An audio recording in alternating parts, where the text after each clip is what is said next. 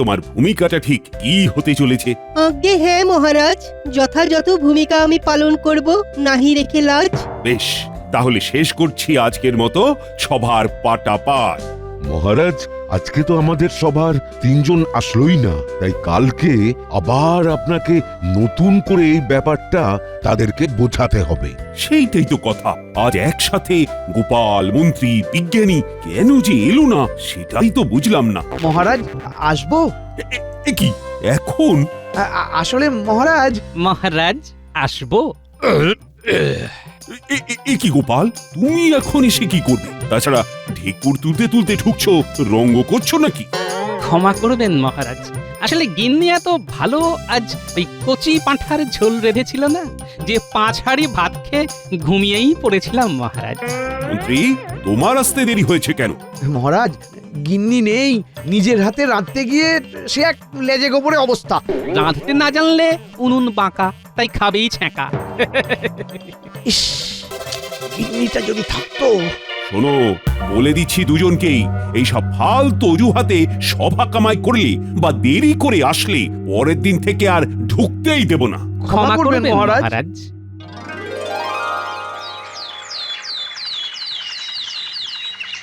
তাহলে গোপাল, সব বুঝলে তো কি কি করতে হবে না করতে হবে? আগে হ্যাঁ মহারাজ। মহারাজ, আপনি কি আমায় এইবারে কোনো দায়িত্বই দেবেন না? তুমি তো রান্না করতে গিয়ে ঢুকছো, হে কি করে দায়িত্ব দিই বলো তো? আমাকে বরং ওই কোষাগারের দায়িত্বটা দিন মহারাজ, সব সামলে দেব। মহারাজ আর সেই ভুল করেন? যেই লোককে দায়িত্ব দিয়ে হয়েছে কোষাগার ফাঁকা, তাই সেই লোককে কোষাগারের দায়িত্বে আর হবে না কো রাখা। মহারাজ বলছিলাম কি, একবার তাহলে চলুন সবাই মিলে বড় মাঠে যাই, গিয়ে বন্দোবস্তটা কেমন কি হবে তার একখানা প্রাথমিক পরিকল্পনা করে নিই। ঠিক বলেছ, তাহলে চলো যাই, গিয়ে একবার দেখে আসি, কারণ এরপর তো শামিয়ানা টাঙানোর ব্যাপারও থাকবে।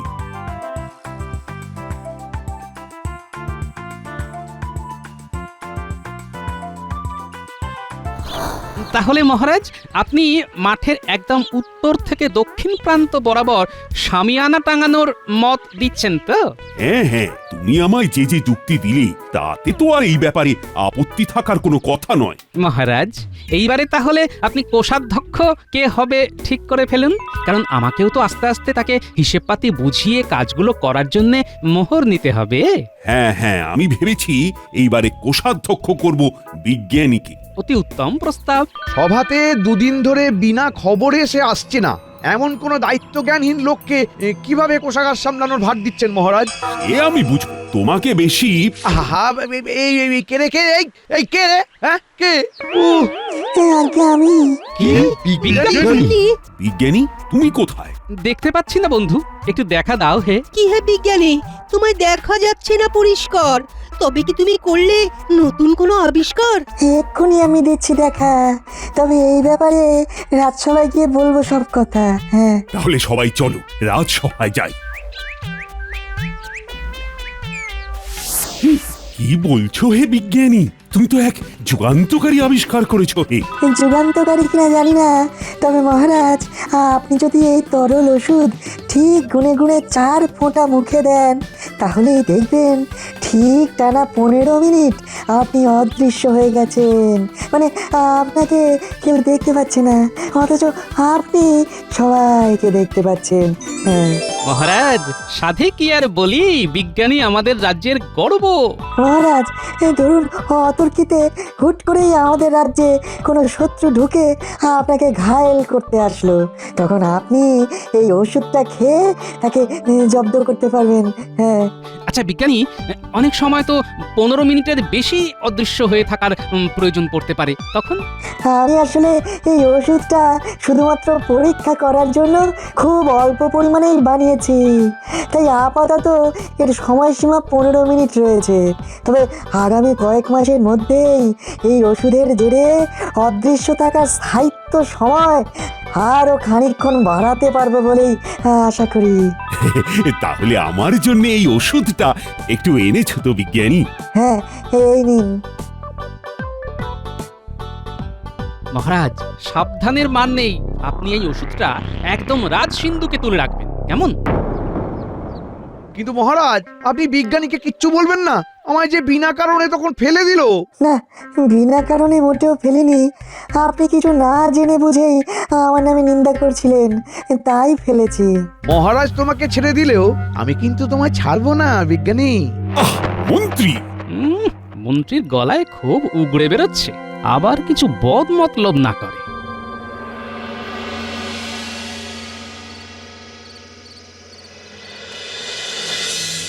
কি বলছেন মন্ত্রী মশাই? অদৃশ্য হওয়ার ওষুধ বার করেছে? তাহলে আর বলছি কি, সেই ওষুধ খেয়ে আমায় আবার ফেলেও দিয়েছে। এই চুপ কর। সত্যি ঘটা হাসবি তো হাসবি, ঠিক আছে, তাই বলে মন্ত্রী মশাই মুখের উপর কেউ হাসে খ্যাক খ্যাক করে? যাকে যাক, মন্ত্রী মশাই বলুন, আমাদেরকে ডেকেছেন কেন? কি কুকর্ম করতে হবে? বেশি কিছু না, ওই অদৃশ্য হওয়ার ওষুধ হাতাতে হবে। আপনি অদৃশ্য হয়ে কি করবেন মন্ত্রী মশাই? আপাতত 1 মাসের জন্য নিজের হাত না পুড়িয়ে ভালো ভালো খাবার গোপালের বাড়ি আর রাজপ্রাসাদ থেকে খাবো, তারপরে দেখছি আর কি করা যায়। ইয়ে মন্ত্রী মশাই, আমাদের ব্যাপারটাও যদি একটু দেখেন। একটা বড় পাত্রে খাবার নিয়ে আসলেই 3 জনের হয়ে যাবে। সাহস কম না, মন্ত্রীকে আদেশ দিচ্ছে ওদের খাবার যোগান দেওয়ার।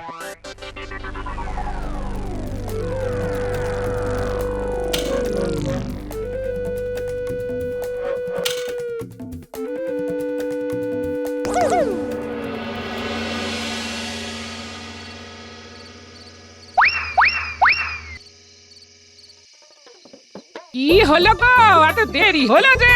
তোমার কি বিজ্ঞানীর বাড়ি গেলে আর নিজের বাড়ি ফিরতে মন চায় না?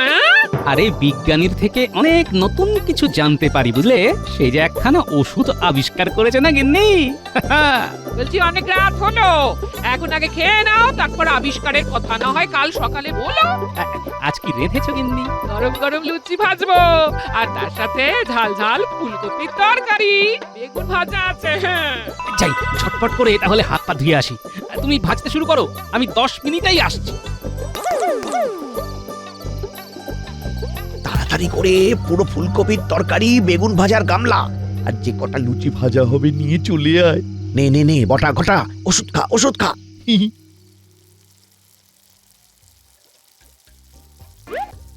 কি গো ভাজলে? হ্যাঁ দি, এই গামলায় 15টা ভেজে রাখলাম। দাও দাও দাও দাও দাও। নাও শুরু করো। কি গো লুচি কই? উমা, একি ওরকম নরম নরম লুচিগুলো গেল কোথায়? একি তরকারির গামলাও নেই, বেগুন ভাজার গামলাও নেই। চোর না ভূত এলো?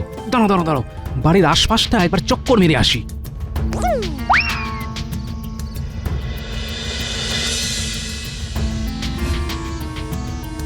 অদ্ভুত কাণ্ড তো।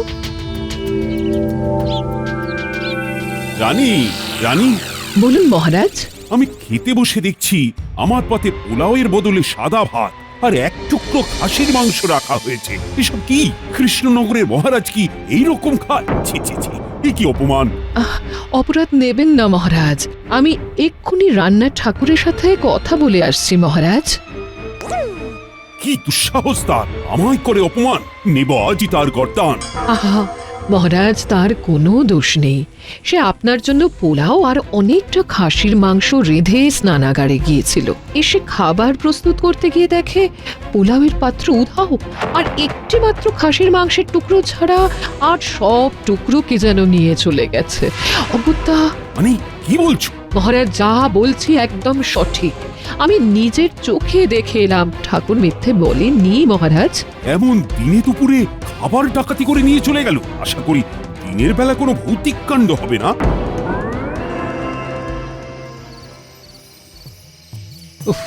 আজ বেরোতে দেরি হয়ে গেল বলো। হ্যাঁ, কোষাগারের হিসেব করতেই তো সময় পেরিয়ে গেল। আমাকে একবার বাজারে যেতে হবে বুঝলে। হ্যাঁ, চলো আমিও। এই গোপাল, ওই দেখো মন্ত্রী মশাই না?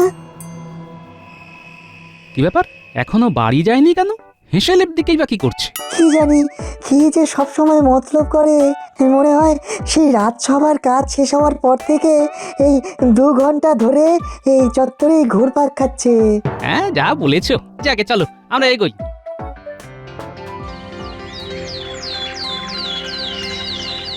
সুপ্রভাত সকলকে।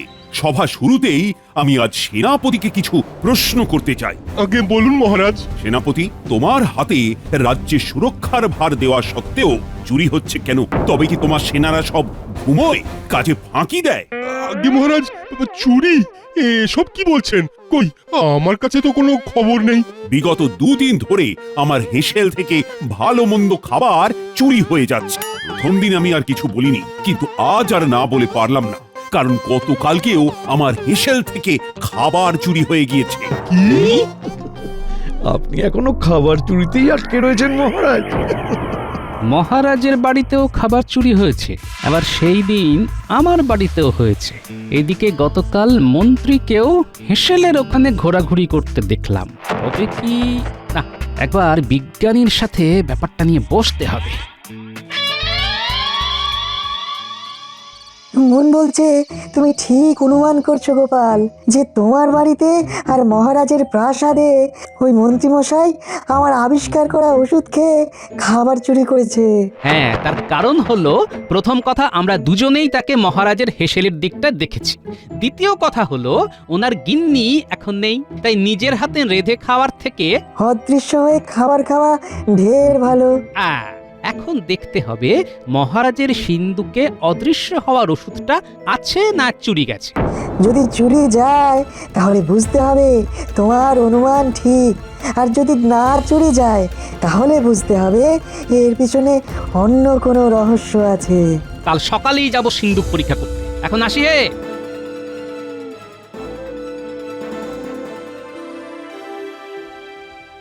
মহারাজ, মাথাটা ঠান্ডা করে ভাবুন, কেউ যদি খাবার চুরি করতে ঢোকে, তাহলে তার পক্ষে দুপুরবেলায় এতজন প্রহরীর চোখ এড়িয়ে এই প্রাসাদে ঢুকে খাবার চুরি করাটা কি সম্ভব? তবে তার তো ধরা পড়ার কথা, কারণ সে তো আর অদৃশ্য হয়ে আসতে পারবে না। কেন অদৃশ্য হতে পারবে না মহারাজ? চোর যদি আমার চুরি করা ওষুধটা খেয়ে নেয় তাহলে তো সে অদৃশ্য হতে পারবে।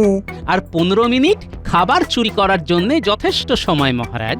চোর ওষুধটা কোথা থেকে চুরি করবে? তোমার বাড়ি থেকে? আমার বাড়িতে ওষুধটা যে জায়গায় লুকোনো আছে সেখান থেকে খুঁজে পাওয়া সম্ভব নয়। চোর চুরি করলে আপনার সিন্ধুক থেকেই করেছে মহারাজ। বলো কি? তাহলে তো এক্ষুনি পরীক্ষা করতে হচ্ছে। চলুন দেখি। চল দেখি।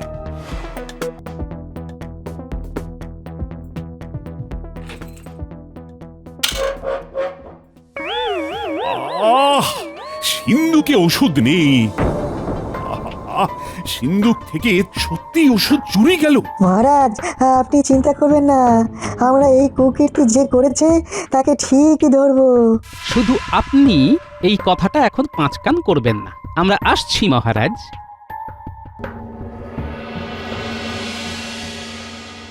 খাবারগুলো বড্ড বেশি পরিমাণেই আনা হয়ে যাচ্ছে। এখন তো আয়, কালকে অন্য লোকেদের হেসেল থেকেও ভালো মন্দ খাবার সরাতে হবে। খেয়াল আছে তো? হ্যাঁ, আপনি শুধু বাজারে গিয়ে কে কে মাছ মাংস কিনেছে খবরটা আমাদেরকে এনে দিন। বাকিটা আমরাই দেখে নেব। বেশ, তাই হোক। কি ব্যাপার বলো তো গোপাল, সকাল সকাল আমায় এভাবে বাজারে টেনে আনলে? খোঁজ নিতে হবে কে কে আজ বাজার থেকে ভালো পরিমাণে মাছ মাংস কিনল। তারপরে ন্যাপলা গুলটেকে খোঁজ নিতে পাঠাবো যে তাদের বাড়ির খাবার চুরি গেল কিনা, বুঝলে? হ্যাঁ, বুঝতে পেরেছি। এই গোপাল, ওই দেখো মন্ত্রীমশাই। কি ব্যাপার, কিছু না কিনে মাছ মাংসের দোকানের সামনে ঘুরঘুর করছেন? তবে কি উনি ওনার মতলবেই বাজারে ঘোরাঘুরি করছেন? মনে হচ্ছে যা ভেবেছিলাম তাই। তবে উনি না বেরোনো পর্যন্ত আমাদের এখানে দাঁড়িয়েই ওনার গতিবিধি লক্ষ্য রাখতে হবে।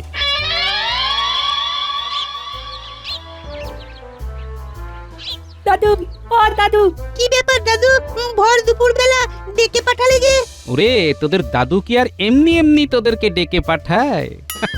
প্রতিবারই তো তোদেরকে কোনো না কোনো গুরুত্বপূর্ণ দায়িত্ব দেয়। হ্যাঁ, বলো দাদু, কি করতে হবে? শোন, উত্তরের দিকে ওই ভোলা নিতাই কানাই, আর ওই পূবের দিকে শ্যামল কমল অমলের বাড়িতে খবর নিয়ে আয় তো আজ তাদের বাড়িতে তৈরি হওয়া ভালো ভালো খাবার চুরি গেছে কিনা। আচ্ছা দাদু, সে না হয় নিয়ে আসছি, কিন্তু ব্যাপারখানে কি? তোর আগে খবরটা তো নিয়ে আয়, তারপর সব বলছি।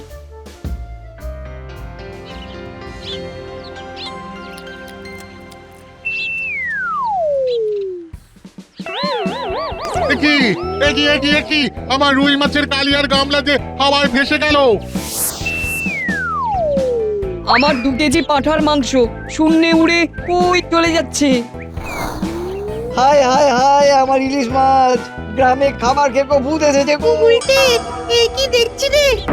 না, ব্যাপারটা ভালো ঠেকছে না রে, শিগগিরই উত্তরের দিকে চল। খাবারের হাঁড়ি আপনা আপনি ভেসে উড়ে যাচ্ছে। দাদুকে সবটা জানাই, চল। চল চল। গোপাল, যদি শোনো যে সত্যি ওই কটা বাড়িতে খাবার চুরি গেছে, তাহলে কি করবে? তাহলে আর কি, কাঁটা দিয়ে কাঁটা তুলবো।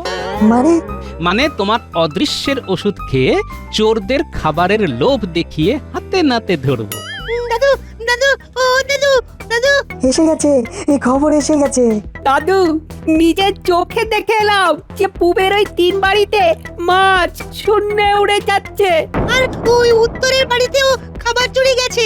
বিজ্ঞানী প্রস্তুত থেকো, কালকেই চোর ধরবো। সকাল সকাল মোড়ের মাথায় চলে এসো। হ্যাঁ ঠিক আছে বন্ধু, এখন তাহলে আসি।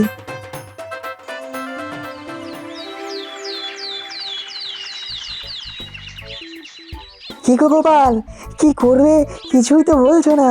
ভোলা ময়রার সাথে সাঁট করে আসল চোরকে কেমন ফাঁদে ফেললি দেখো। ভোলা, ও ভোলা, একটু বাইরে এসো তো, খুব দরকার। আরে গোপাল দাদা যে, কি ব্যাপার? শোনো, তোমার কাছে একটা সাহায্য চাইতে এসেছি। আমার কাছে? আচ্ছা আচ্ছা, বলো কি দরকার। তুমি নিশ্চয়ই গ্রামে খাবার খেকো বেরিয়েছে তার কথা শুনেছো? ও বাবা, হ্যাঁ শুনেছি। তাকে ধরার জন্য তোমার দোকানটাকে টপ হিসাবে ব্যবহার করব।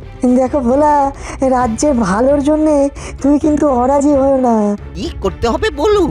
তুমি শুধু মহারাজকে গিয়ে বলবে আজ তুমি সন্ধ্যায় দোকান খুলতে পারবে না, জরুরি দরকারে শহরে বেরিয়ে যেতে হচ্ছে, কিন্তু দোকানে প্রচুর দই মিষ্টি আছে, তাই মহারাজ যদি পারেন তাহলে যেন কাউকে পাঠিয়ে ওইগুলো প্রাসাদে নিয়ে এসে বিলি করে দেন। হ্যাঁ, আর বলবে দোকানের দরজা খোলা রেখেই যাবে তুমি, বুঝলে? আর হ্যাঁ, এই সভা চলাকালীন যাবে, যাতে সব সভাসদের কানেই এই কথাটা যায়। বেশ। মন বলছে মন্ত্রী এই ফাঁদে পা দেবেই, তাই বিজ্ঞানী তুমি একদম সন্ধে হতে না হতেই ভোলার দোকানের উল্টো দিকে চলে এসো। বুঝে গেছি, আমরা ঘাপটি মেরে থাকবো, তাই তো? তারপরেই সুযোগ বুঝে ওদেরকে ধরবো। একদমই তাই। কি ব্যাপার মন্ত্রী মশাই, এখন তলব করলেন যে? শোন, আজকে খবর আছে যে ভোলা ময়রা সন্ধে থেকে দোকানে বসতে পারবে না। এদিকে ওর দোকানে প্রচুর মিষ্টি, দই, সন্দেশ এসব রয়েছে, তো সেগুলোর তো গতি করতে হবে নাকি? গতি মানেই তো আমরা বিক্রি করে দেব, তাই তো? ওষুধ তো আছেই, চিন্তা কি? শোন, রাত্রিবেলায় তাহলে তোরা চলে আসিস, 3 জনে মিলে ময়রার দোকান লুটবো। কি আমাদের আর পাইকে?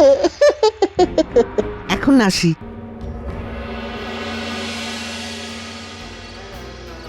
নে, ওষুধটা খা। হ্যাঁ।